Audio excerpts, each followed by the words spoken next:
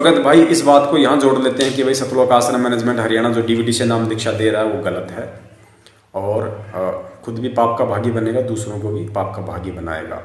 कुछ हद तक हम इस बात को स्वीकार कर सकते हैं। क्यों? क्योंकि इनको आदेश नहीं है।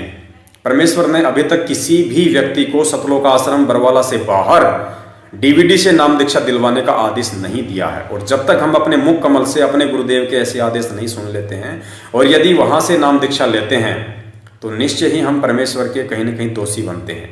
लेकिन मंत्र परमेश्वर के हैं। यदि हमें सच्चाई का पता नहीं है और हम यदि उन नामदान केंद्र से जाके नाम ले लेते हैं तो गलती पुण्यात्माओं हमारी नहीं है, गलती उन लोगों की है जिन लोगों ने सतगुरुदेव जी के झूठे आदेशों की आड़ में धर्म को धंधा बना रखा है।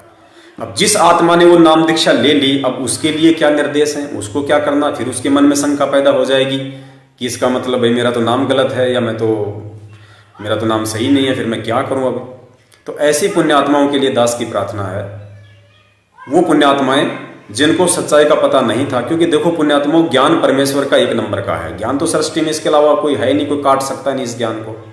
जो और आत्मा उस परमात्मा के दीदार की भूखी है।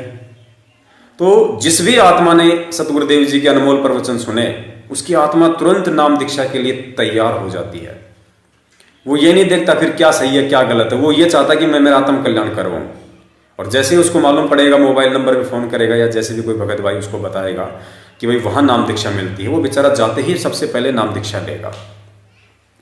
तो चूंकि उस आत्मा को सच्चाई का पता नहीं, ना बरवाला कांड की हकीकत का पता, ना आदेश का पता, वो नाम दीक्षा ले लेता है और बिल्कुल डट के भक्ति करता है। उसको लाभ भी होते हैं, परमेश्वर उसको आशीर्वाद भी देते हैं सपन में आके, हो सकता है चमत्कार भी करें उसके साथ मालिक। क्यों? क्योंकि उसने जो नाम दीक्षा ली है उसको निसंशय होके ली है। उसके मन में कोई शंका, कोई सवाल नहीं किसी प्रकार का। वो परमेश्वर को परमेश्वर मान के अपनी भक्ति कर रहा है, सत्संग सुन रहा है और मर्यादा निभाने की पूरी कोशिश कर रहा है और अपना नाम सुमरण करता है। तो उस पुण्यात्माओं को परमेश्वर बिल्कुल लाभ देंगे पुण्यात्माओं, क्योंकि उसकी गलती नहीं है, नाम परमात्मा का है। जैसे पेट के दर्द के टैबलेट है, अब पेट की दर्द की गोली के अंदर वैज्ञानिक ने, मेडिकल साइंस ने जब उसको बनाया तो उसके अंदर वो तत्व डाल दिए जो पेट का दर्द ही ठीक करेंगे, यानी वो गुण उसके अंदर डाल दिए टैबलेट में। और आजकल आपको पता है सरदर्द की गोली है, जुकाम खांसी बुखार की टैबलेट है, एंटीबायोटिक है, ये आपको गांव में भी छोटे छोटे दुकानों पे मिल जाती हैं। जो किराने की दुकान है लोग रख लेते हैं, एक डब्बा ले आते हैं। अब वैसे देखा जाए तो वो टैबलेट देने का अधिकारी तो है मेडिकल वाला या डॉक्टर ही वो टैबलेट दे सकता है हेल्थ ऑफ मिनिस्ट्री के अकॉर्डिंग, रूल्स के अकॉर्डिंग तो। लेकिन एक गांव का एक किराने की दुकान वाला भी दे रहा है और गांव में किसी को सरदर्द हो गया तो 1 रुपया दे के बच्चे से वो गोली मंगवा लेते हैं उस किराने की दुकान वाले से। और जिसको सरदर्द है वो गोली लेता है, गोली लेते उसको आराम भी हो जाता है। क्यों? क्योंकि वो गुण उस गोली के अंदर हैं।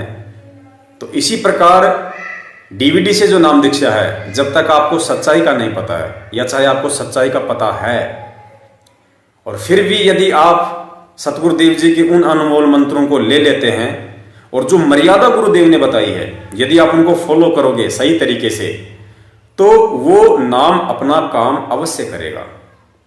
चाहे वो नाम आपको कोई शराबी व्यक्ति डीवीडी से दिलवा दे, चाहे कोई जुआरी व्यक्ति आपको लैपटॉप से सुना दे, कोई भी, या कोई महात्मा सुना दे, वो नाम आपके ऊपर 100% काम करेगा, इफेक्ट करेगा, क्योंकि नाम के अंदर लाभ देने का गुण है। उसको ये नहीं कह सकते कि ये मंत्र दीक्षा, ये जो मंत्र हैं ये गलत हैं, ये फर्जी हैं। नहीं, दीक्षा का जो प्रारूप है, नाम दीक्षा दिलवाने का जो सिस्टम है वो गलत हो सकता है क्योंकि उनको अधिकार नहीं है, लेकिन नाम गलत नहीं है, नाम अपना काम करेंगे। कैसे? इसके लिए गुरुजी ने हमें सत्संग में बताया कि जो राक्षस हुआ करते थे पहले, जो दुष्ट प्रवृत्ति के लोग थे, वो भी पहले भगत थे।